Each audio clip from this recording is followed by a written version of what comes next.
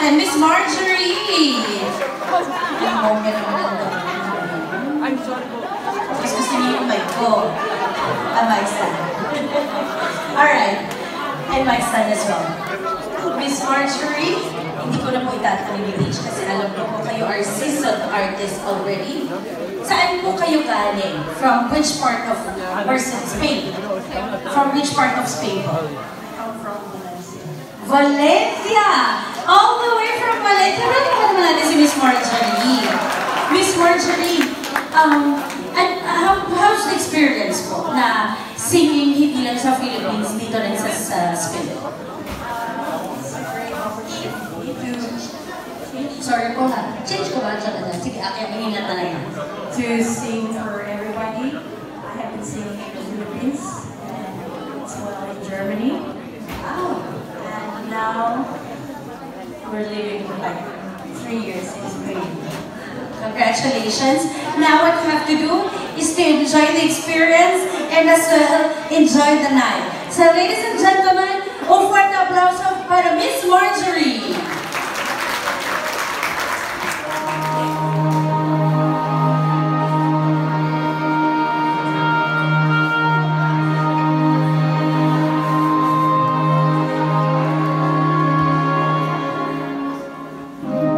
There was a time when we were blind, and their voices were soft, and their words inviting.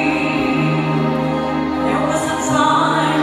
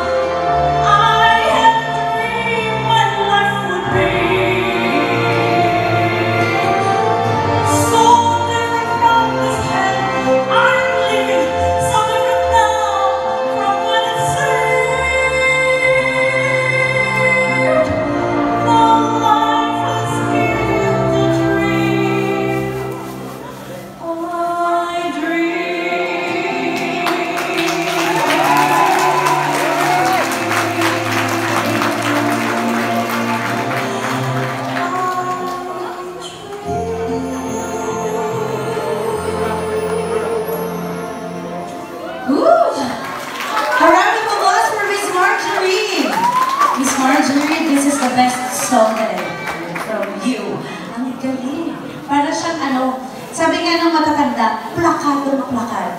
Ah, gusto niyo yun. Alright, so speaking of plakado, let's have a word from Attorney Chona na lang. Attorney Chona, for the last contestant. That's amazing. Ako ang representative. I don't know if I'm here in Aquarela o nasa malaking theater. Nasa National Theater. Ay, Diyos niya. Thank you for this gift. At itong hapon na ito talaga is full of amazing voices.